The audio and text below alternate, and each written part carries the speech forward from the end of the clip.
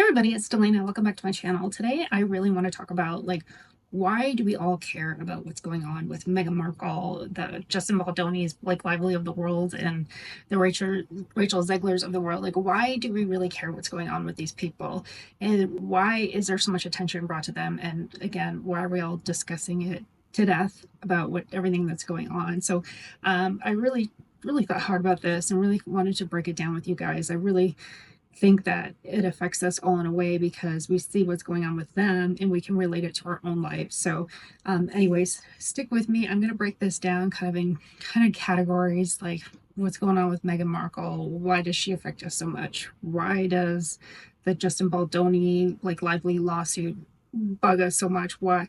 Just the injustice there, that I think for Justin Baldoni, I think there's a huge injustice going on there. Why do we care?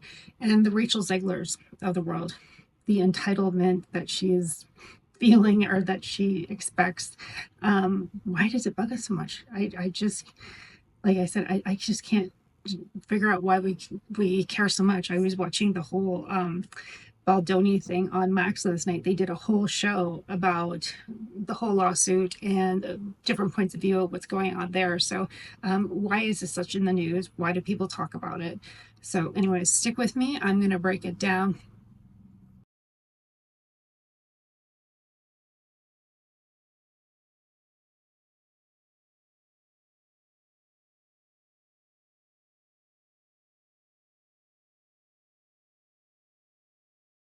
So the first part I want to talk about is Meghan Markle. And I think one of the things that kind of sets her apart from, well, I think they all seem to have little traits of this, but I think what sets her apart in this is that her narcissistic personality. I think that's what kind of gets under everybody's skin. And I think that's what's been exposed and what we're talking about. I listen to this HG Tutor all the time. He does an awesome breakdown of narcissism and how it affects people. And he has used her as she is like the perfect specimen. So he's really kind of gone to town about talking about her and everything that's going on. So I really think that we pay attention because I think we all feel like we've had that same behavior somewhat in our own lives and haven't been able to explain it. And that's one of the reasons that I found HG Tutor in the first place, is because I had some things going on in my life and just nothing made sense. And I was kind of searching and searching and searching online. Just I didn't even know what narcissism was or narcissistic personality disorder. I had no idea what that even was. So when I found him, and this was way before I met Meghan Markle, like years before, so I've been listening to him for a long time, but he really has a great way of explaining it and breaking it down. And I find that if you can make sense of something, you have an easier time dealing with it. I also find because I study this a lot, but I think with the narcissistic personality disorder, it's just very textbook. So I find and I think that's why he likes to use her as an example, because it's just so textbook. It's like they're going to do this, then they're going to do this, and then they're going to do this. And he is bang on every single time. He can estimate their reaction. He can estimate where they're going to go with stuff.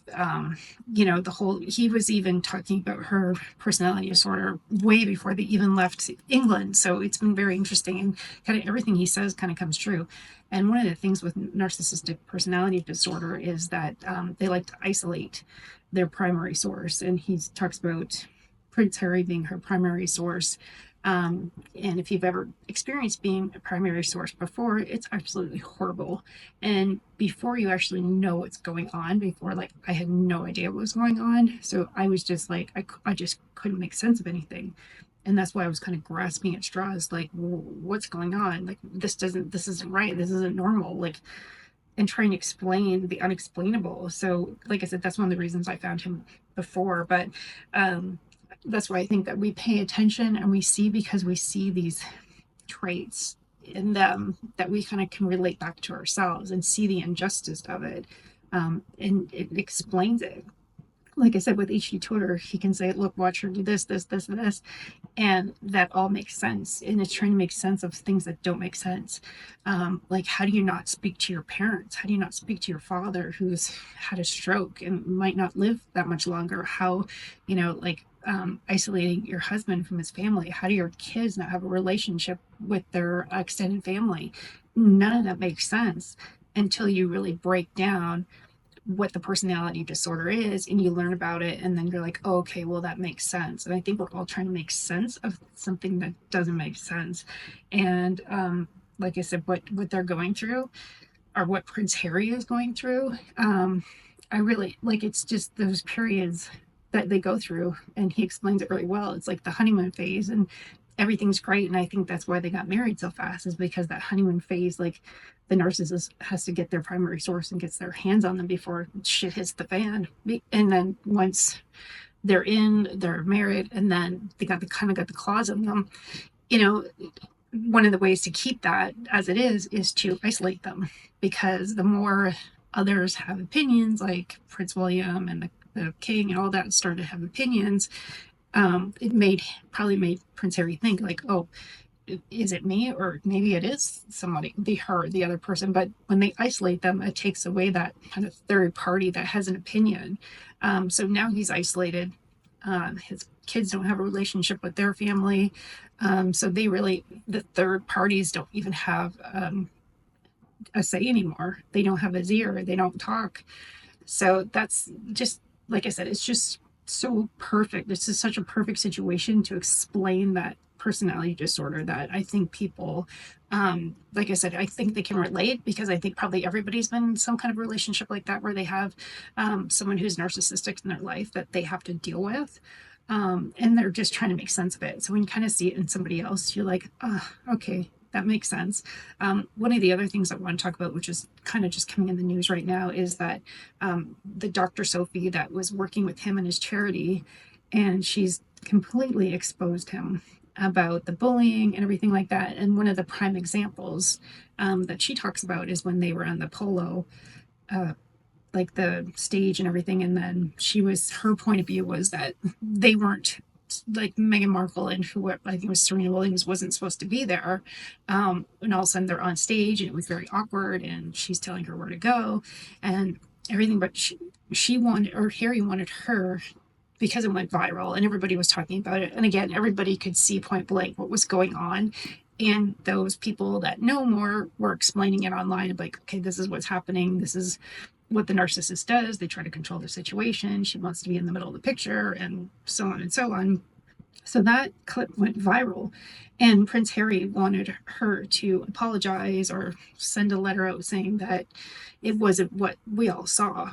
And I really don't think that came from Harry. I think it came from his wife saying, look, they're all kind of talking about me negatively. You need to kind of squash it. They want to keep control of the situation. They want to keep control of the narrative. So I'm going to show you a little video of it right here. But like, again, it's the prime example of the narcissist taking control. And I think that Harry, being the primary source, he's trying to kind of squash the negativity from his wife's side, and she's trying to get him to take control because she can't take control.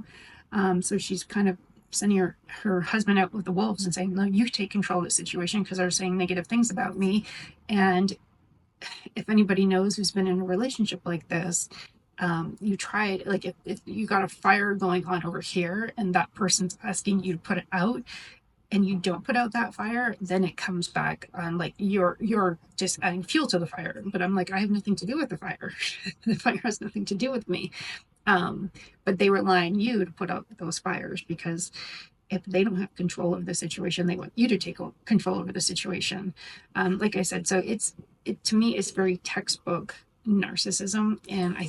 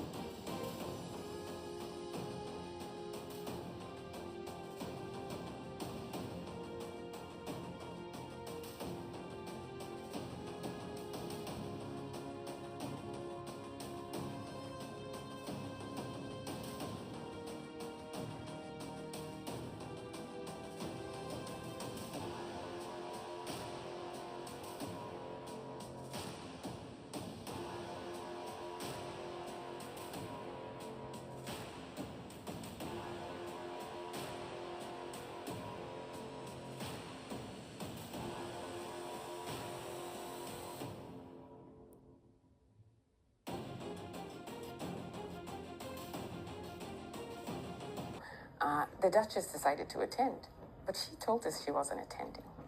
And she brought a friend, a very famous friend. So you can imagine all of the activity that goes with these additional amazing people. We're excited about it. We would have been really excited had we known ahead of time, but we didn't. And so the choreography went badly on stage because we had too many people on stage. The international press captured this, and there was a lot of talk about the Duchess. And I think that's what everybody is seeing, and that's what everybody's commenting about. And I really think that it comes to light for everybody's attention is because we've all been there. We've all been in situations where we couldn't put a label on it, but we just knew it wasn't right. And I really, truly feel like more people talk about it, the less likely you are going to be put in those situations where you're manipulated, because you see it coming at you. Once I started to learn about it and I could kind of put labels to things and actions and reactions to stuff and how to negate that, that's when you start getting your power back and stop being reactive, because you're kind of reacting to their behavior, and then it's like a snowball. Once they react, and you react, and then it just keeps going. But if you can learn about the disorder, learn about how to react to the disorder, and like I said, because and HD Tutor said it's very textbook. There's nothing fancy about this disorder. It's very like, you do this, they'll do that. And you can almost be bang on every single time. They like to keep control. They want to hold the narrative. They don't want anybody else to be like the center of attention.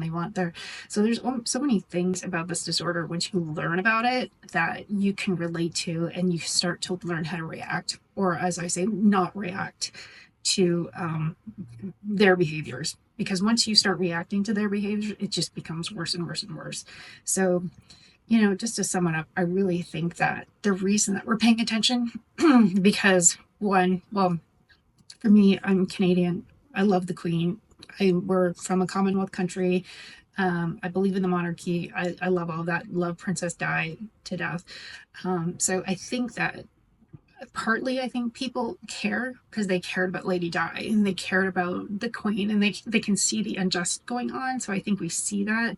And then you take the psychological aspect of that and start compounding that with, first, I cared because I care about that family and how much good that they have done, and that the injustice, how someone has come in and kind of taken away their prince, and is the manipulation that's going on since then. And it's just compounding and compounding. And like I said, there's narrators out there that are just taking this perfect specimen of a narcissist and just dissecting it to death. But I think really people are learning from that, and I think it's a good thing. So I don't really think that we necessarily care about her. I really don't. The only thing like I care about, like I said, of I'm a mom with boys, and if my boys were separated, if I was gone and my boys were not talking because of a woman, I would be so angry. I'd be like turning over my grave. I'd be so angry.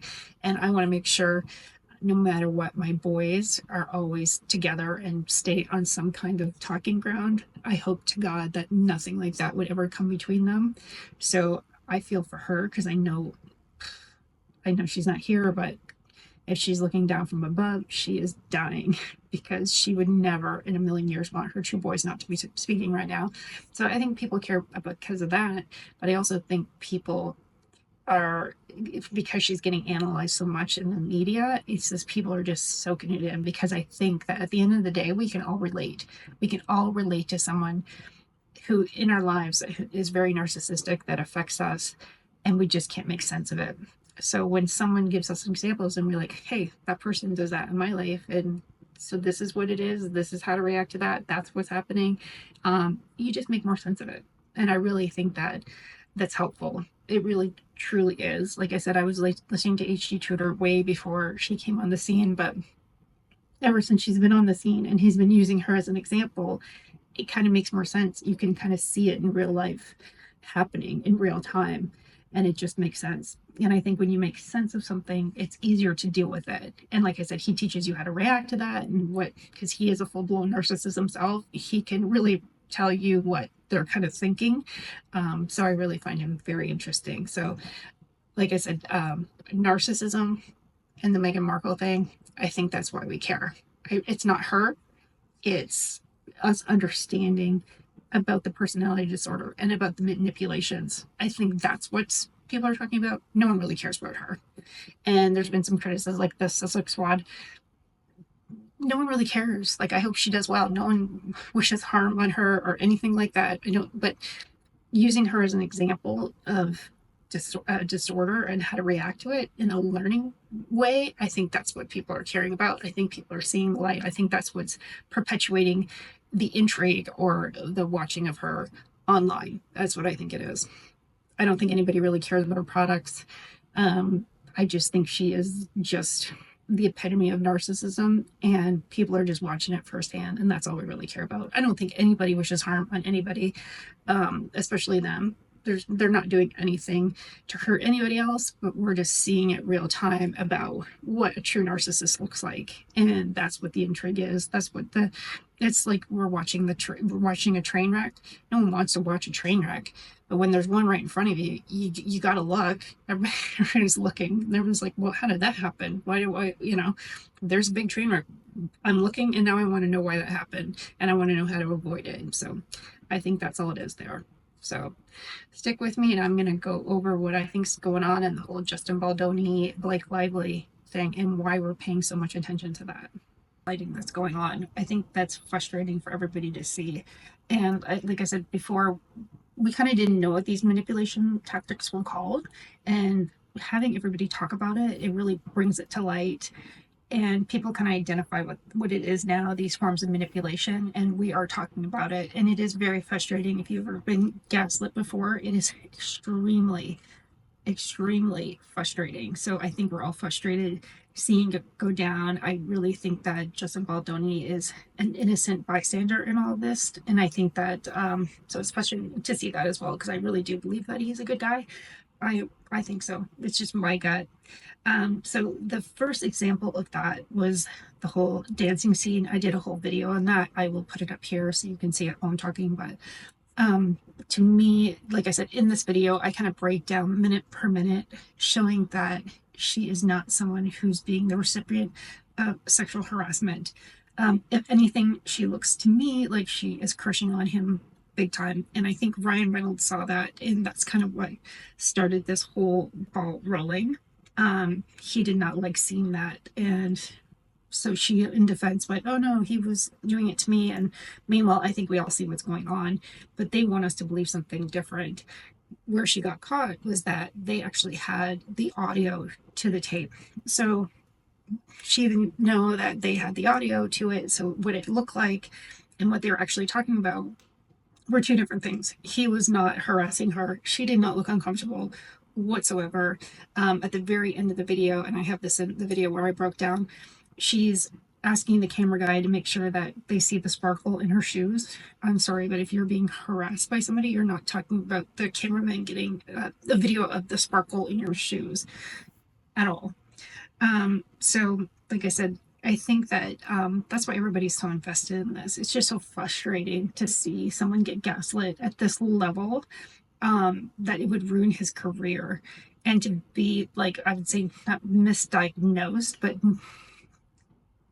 being charged or being, accused of something that you didn't do is very frustrating, especially at this level and what it's about. It can ruin him. It can ruin his career. His kids are going to have to see this as if they get older, they'll know all about this. And if he is not kind of redeemed from this, it's really going to affect his family, and it's really going to affect his kids. And it's really unfortunate, because I really don't think that he has any ill will towards her or the whole situation. I don't think he was sexually harassing her at all. And as it's coming out with the evidence, like I said, it's gaslighting. First, the video. Second thing, when she was claiming that he came into her trailer while she was breastfeeding. I have 4 children. I breastfed all 4 of them. I could, not that I would want a business conversation with somebody, but if I felt comfortable enough that I was working with somebody and I was breastfeeding, of course, we've all, well, I have, no, we all, but if you have, you put a blanket over your shoulder, the baby's underneath, you can be completely wrapped up, not show anything. And it's just life. It's just the most natural thing in the entire world is to breastfeed. And there's no way that you can't breastfeed a child and not have to show your boob. You stick the kid under there, you throw the blanket over on top, and you have the conversation. And not only that, is she invited him into her trailer. So was she not expecting him to bring up the text messages saying, hey, I'm breastfeeding, come in anyways? But we're all supposed to believe that he was doing something inappropriate, or it was in some perverted way that he was there talking about whatever they were talking about. And he came in uninvited and it was inappropriate. She felt uncomfortable. And I think he did it several times. So if you're uncomfortable with somebody who's sexually harassing you, you wouldn't invite them in your trailer while you're breastfeeding, because that would be weird, because you are doing something that's very intimate, but you're not showing anything. So she invites him into her trailer. He obviously doesn't see anything because I'm sure she was covered. It just doesn't make any sense. It's just complete bullshit. And I think it's the gaslighting is what frustrates everybody. Like I said, it's another manipulation. We're just all sick of it. And anyways, and to talk about Ryan Reynolds, he made some comment like he's too big to fail, and that brings me to the topic of entitlement. I think they both seem entitled. And again, that's another form of manipulation. If you feel you're just completely entitled, she felt completely entitled to take over some of the cuts on the movie and the editing. Ryan Reynolds felt entitled to change that rooftop scene to whatever he wanted it to be. And it was just very frustrating. And it was the epitome of the entitlement, is when she talked about that she's Khaleesi and she has her dragons, pretty much saying, we're bigger than you, so we feel entitled, we can do whatever the hell we want because I have my dragons. And well, all I have to say is that, where's your dragons now? Because your one dragon, Taylor Swift, has gone off to the wayside. Who knows what happened to her? And that's another thing. If she really was sexually abused, and if it was your friend, she would stand by them 100%. I did a whole video on this about how Taylor Swift is not standing by her side, because I think that she can see right through the bullshit too. She doesn't want to get involved in the gaslighting and the manipulation. Like I said, if your best friend was sexually harassed and you were somehow involved, would you not be standing out publicly saying, no, I back my friend 1,000 million%, like she did with Kesha and gave her money towards her legal fees? Taylor Swift's got MIA. Where'd she go? Last thing I want to say about this is, one of the reasons that she was so upset about the dancing scene and what was inappropriate and the whole section where this whole case came from, was the fact that she said that he was going off script and doing something that was inappropriate and was touching her or caressing her or doing whatever, trying to kiss whatever inappropriately. And that's what that caused that was the crux of everything that started this thing going. Well, the internet sleuths have now come up with this Blu-ray DVD video of her with her co-star in, not It Ends With Us, but One Small Favor, the first one, where she goes up and just grabs his balls. To grabbing her co-star's nuts because she felt like that's just what her character would do. Wait, so am I blaming my husband for saying something like her? Right. One of my favorite additions that you came up with. I think it's nuts. When you really went for it. That's always awkward. You're like, hey, hi, nice to meet you. Can I grab your nuts? Really hard? It's not because I want to, because I feel like she would. Remember we kept going like, you do it harder. Yeah, and that was my tip of the hat to baby Jane Hudson. Yes. Spinning on the beach at the end. Oh, it's so great. And you ADR'd a little extra, like, the little laughs and stuff. It's fantastic. Aviation American gin again? Wow. Shameless. Oh, my God. I want dividends. Balls, essentially. And then she explains to it afterwards, like, hey, I just thought the scene needed this. I thought it was appropriate. I thought, so essentially going up, grabbing her co-stars by the balls, and because she improvised and thought that it would be good for the scene. And again, it's like gaslighting. It is the epitome of gaslighting. Well, I can do this, or gaslighting and entitlement, both of them. She's saying, well, I'm entitled to do it over here because I thought it was good for the scene and I thought it was great. And of course, the guy's like, oh, yeah, I thought it was great. I loved it. Of course, he loved it. So why not? Guy's grabbing her balls. Anyways, she thought it was inappropriate over here, but over on this side with Justin Baldoni, it's not okay for him. And I don't care what anybody says. This sex has nothing to do with that. If you go up and grab somebody by the balls, it would be the other way around. We would all be like, whoa, that's inappropriate. But she was saying, oh, I thought it was best for the scene, so I just went for it and I did it. The co-star didn't care. Over here, which is like not even anywhere near as bad as what she did over here, and he's saying, and she's claiming that this is inappropriate, and this whole big lawsuit has come out of this. I don't know how the law works with that, but there's so much evidence coming out now proving her case wrong. It's just unbelievable. This internet sleuths, I also think in this day and age, people aren't used to having internet sleuths and these mommy sleuths out there just digging through shit nonstop, trying to pull up all this other evidence. I don't think Brian Friedman, and I don't care how many hours you would have paid that lawyer to kind of dig up something like this.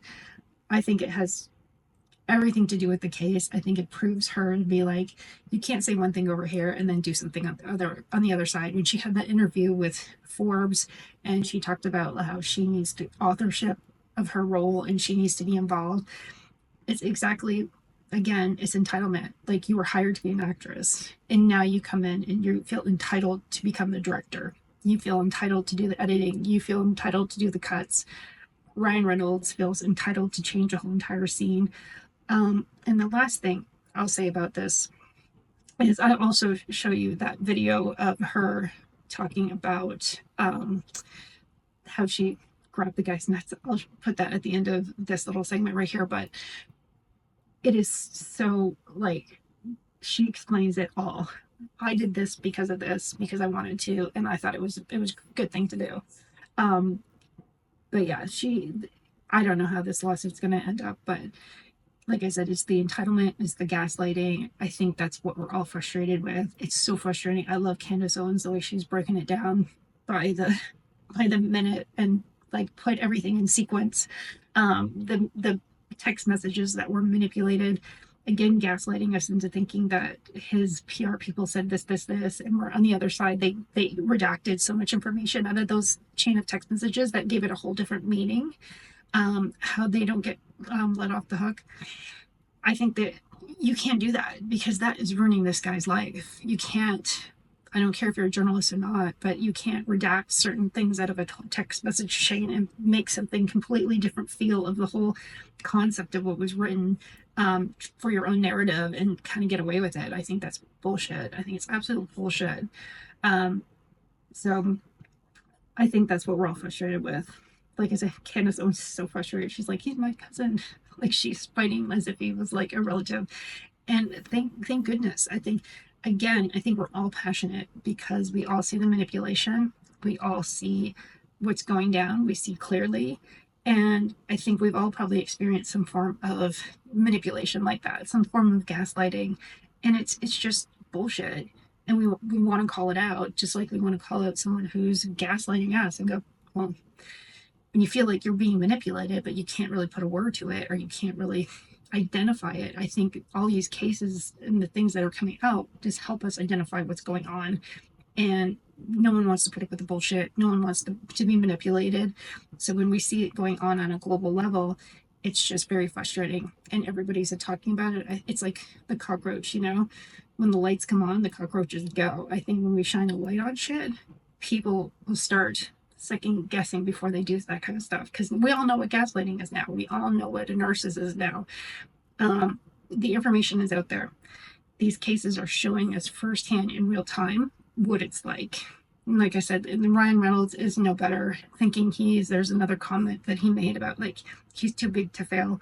Well, I hope that's not true, because I hope that as we get healthier as a society, assholes like that hopefully go away. I don't want to see an asshole like that on the movie. I don't want to go to his movie. That's just me. I won't go to his movie. I won't go to any of Blake Lively's movies. I will not buy his telephone. I will not buy his liquor. Like I said, she just lost the total concept of the whole entire movie. It was about sexual harassment or like sexual abuse, physical abuse, and she just destroyed that movie and what could have been a good movie, and brought up a lot of discussions um, between friends, families, any situation that is similar to that we could have all talked about. No one's talking about that.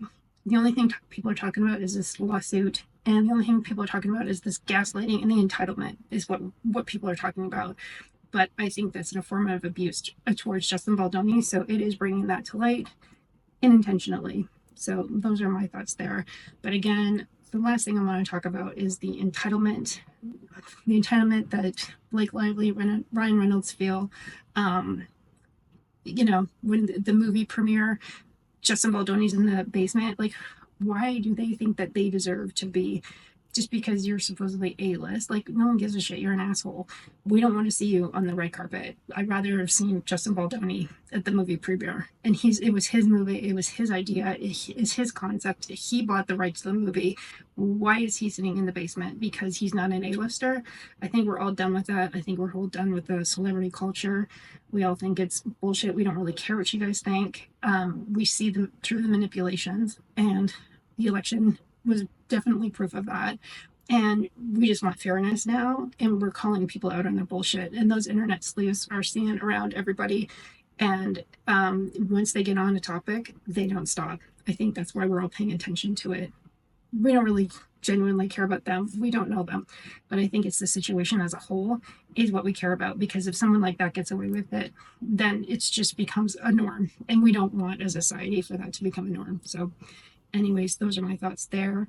I want to talk about Snow White and Rachel Zegler, because that's a whole other. The last thing I want to talk about is the whole Rachel Zegler Snow White debacle. I think I was again thinking about, why are we paying attention to her? Why are we paying attention to this disaster of a movie? Like, who really cares? But I think, again, what the underlying problem is that people have is that she had such a sense of entitlement. It's that entitlement, I think, is what's driving everybody crazy. Even the producer's son had sent a message out. He responded to something on Instagram, and I think he since took it down, but I do have it in another video, and I posted it and did talk about it. But essentially, he was saying, like, she's so self-centered, she didn't think about anybody else in the movie that was like taking part into the movie or produced the movie, or was on set with the movie. Everything to do that's people's jobs, that's people's livelihood. She really didn't care. She had to throw her political beliefs out there, her DEI beliefs out there, even though not everybody agrees with that. If she wants to have an opinion or she wants to get to politics, that's what she should do. But when you're doing a promotion for a movie, you kind of go with the story. You got to go with the movie, promote the movie, and kind of keep your own personal thoughts to yourself, and not create this controversy, because everybody saw what happened in the box office. It was a complete disaster. I didn't go to it myself. The only reason I know about it is because one of my girlfriends went with one of our other friend's daughter, and she said, like, there was nobody there. So it's just unfortunate. And like he said in his post, he's like, narcissism shouldn't be coddled. And again, that's what I keep coming back to. Like, it's not really that we're paying attention, or we really care about Rachel Zegler, or we really care about Snow White. I think what we care about is, like, society as a whole, and pointing out these idiosyncrasies and saying, like, who are you to act like that? Why are you so entitled? You are getting paid millions of dollars to play a role doing something that you love, and you just kind of destroyed the whole movie because of your own thoughts. It was just so self-centered for her to spew off what she did. If you're going to tell a story, and portray somebody in a story, you kind of got to go with what the story is. The story's been around since like 1937. It's a Grimm's tale. All these are kind of folklore, old stories that have, meaning behind them, and they're not really surface meanings. Sometimes there's underlying meanings to these stories, and you don't really like it. Who are you to go in and to change that? That's the story. If she didn't believe in the story, she didn't like the story, she shouldn't have done it. She should have gone on and done another job. But to go in and to play this part, you have to kind of buy into the part. Again, it's the sense of entitlement that for me drives me crazy. She's a young girl. My dad used to say, you got the world by the ass. She's literally got the world by the ass. She's beautiful. She's young. She's got this great part with Disney. It could have been, many more parts to go. And she just had to throw in all her beliefs and her thoughts that were controversial. I'm not saying she shouldn't have her thoughts or she shouldn't feel certain ways, but sometimes when you're promoting a movie, I would like stick to the task at hand. Let's talk positively about the movie. Let's not say, it's weird, weird, weird. It's not weird. It's part of the movie. And I don't believe he stalked her. It wasn't that the guy did not stalk Snow White. The whole thing about the dwarves, again, I don't even think it was 100% Rachel Zegler. I think it was Disney as a whole. This whole DEI is not popular right now. People are fighting back against it. We don't want to hear about it anymore. We certainly don't want to hear about it when we go to do something entertainment and go to the movies. How did they not have the dwarfs? Hello, they CGI enhance these dwarfs. Why do that? It just doesn't make any sense. It makes no sense. So I think, again, we're all trying to make sense of something that doesn't make sense, and I think that's what the frustrating part is. We just can't make sense of anything. And entitlement, how can a young girl like that just kind of throw away an opportunity, throw away a movie, people that had millions and millions of dollars invested in this movie, and she just pretty much didn't care. She's like, I'm going to think what I think. People are going to react how they react, and I really don't care because I'm going to say my thoughts. There's a picture of her. I'll try to find it and post it here, but she's just sitting in a movie theater by herself. It's not about you. It's about the audience. It's about everybody else. It's about the whole process. It's about everything. It's about the people in the process along with that. The stagehands, the other actors, the studio, everybody else that's involved. She just really didn't think beyond her nose, it's just about me. And I think that's what's so frustrating about it all. I think we're frustrated to see, there's people that have a hard time putting food on the table, that are working 2-3 jobs to put food on the table and support their family, and this young girl is making millions of dollars, and she just throws it away, and she's trying to kind of spoon feed us what we're supposed to think. No one's going for that. Like I said, I think the celebrity culture is just gone. It's gone to the wayside. No one gives a shit what they think. We're going to think what we want to think. Everybody's working hard. These people live in their $1 million homes and, aren't working paycheck to paycheck. So they're not worried about putting food on the table. They're not worried about how much eggs are. They're not worried about how much gas is. And they're trying to tell us what to think and who to vote for. So I think it was just very unfortunate. But again, that's what I keep coming back to. I don't really think people are like, why do you care about these people? I don't really think I would care about the people. I think we care about what it represents behind it. It's the entitlement we don't like. It's the narcissism that we don't like. It's the gaslighting we don't like. It's all those things combined, and everybody's like, okay, we've had enough. We're not that stupid. We're figuring things out. And then online, people, that's why there's the mom sleuths, the internet sleuths that are just going, okay, don't gaslight us because we're going to find the truth. We're going to prove it to you that you're wrong. We're going to put it right in front of you. And a lot of times, and I've seen this before with gaslighters, they'll put the proof right in front of you and they'll still deny. And it's crazy. It's absolutely crazy to me that people don't see, again, we're trying to make sense of something that doesn't make sense. But again, with Rachel Zegler, it's entitlement. That's what I think what we care about. It's the entitlement. It's I grew up watching Disney. My kids grew up watching Disney, and it's kind of ruined it for us. I'm not taking my kids to Disney World ever. I grew up, I went to Disney World. I just have a completely different opinion on Disney right now. I don't want any part of it. I don't want to support them at all.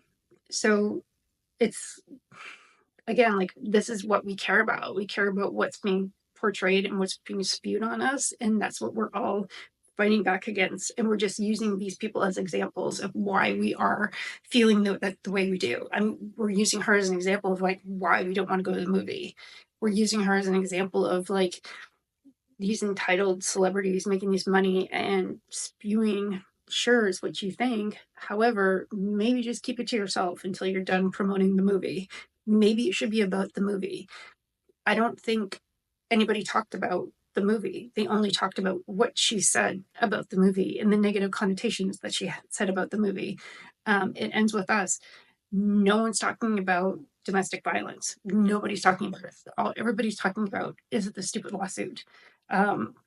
She just hit them, like, missed the mark so much. Like when she's like trying to promote her alcohol or her hair products, and you're just missing the mark about what really people are really concerned about and what they're really thinking about. That's not what we're thinking about. In people that have been in a situation with physical violence, it's just not something to take lightly at all. At all. So let's not make light of it. Like, again, just to sum it all up, it's not the people that we're really concerned about, it's their behaviors that we're talking about. I think it's the behaviors. I don't think anybody wishes ill upon anybody. However, the behaviors is what we're fighting back against. That's the behaviors, what we're saying, we've had enough. I don't want to hear about it anymore. Don't want to put up with the narcissism, don't want to put up with the gaslighting, and we don't want to put up with the entitlement. I think everybody's done with all of those things, and I think the really nice people in the world are going to prevail. I really hope Justin Baldoni comes out of this on top. I hope, like, I would go see a movie with him just to support him. It's kind of the opposite with Disney. I think he just got a raw end of the straw there, and it's unfortunate. It's really unfortunate because I think he's a really good guy. And again, I'd go see a Justin Baldoni movie just to support him, but I'll never go to a Blake Lively movie, and I'll never go to a Ryan Reynolds movie. And I'm Canadian, and I would support any Canadian, but and I'm not taking any of my kids to a Disney movie. So I think that's what we're all talking about. What we're not willing to put up with anymore. Love the mommy internet sleuths. They are on top of it. Like nothing goes by anymore.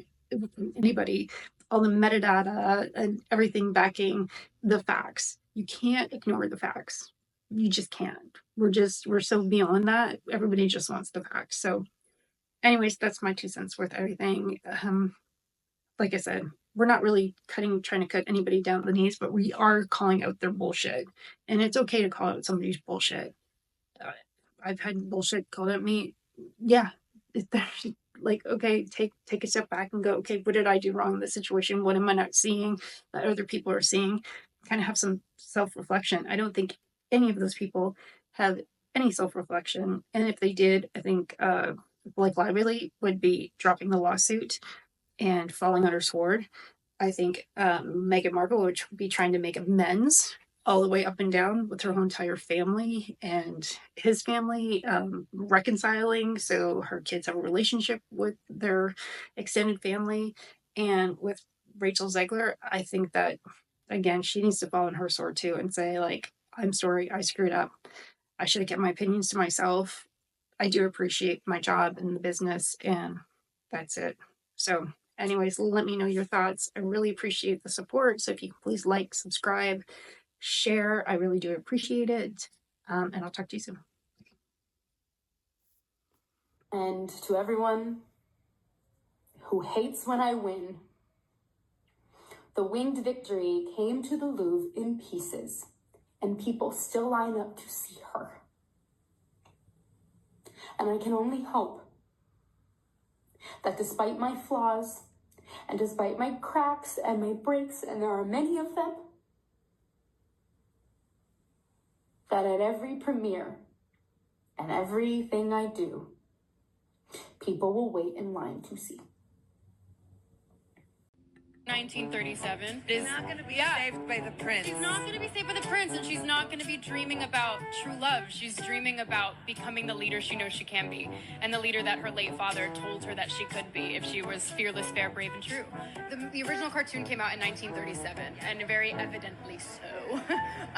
There's a big focus on her love story with a guy who literally stalks her. Weird. So we didn't do that this time. I was scared of the original cartoon. I think I watched it once and then I never picked it up again. I watched it for the first time in probably 17 years. The cartoon was made 85 years ago, and therefore it's extremely dated when it comes to the ideas of women being in roles of power.